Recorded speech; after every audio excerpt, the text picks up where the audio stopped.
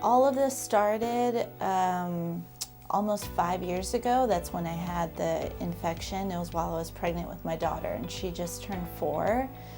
And so it was just a really long, drawn-out process. I had to have like a flipper for a while, and for a long while, and so it was really nice to finally get rid of that thing. And up until, getting the bridge put in, I was kind of self-conscious with my smile, and I feel like I am able to smile now, and I don't really think about it. I'm not self-conscious anymore. Dr. Jones, he was just so kind and patient and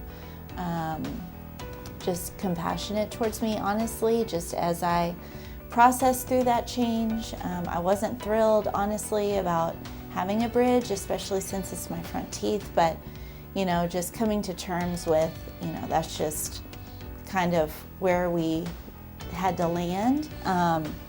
And now that it's over, I'm just really happy with how it looks.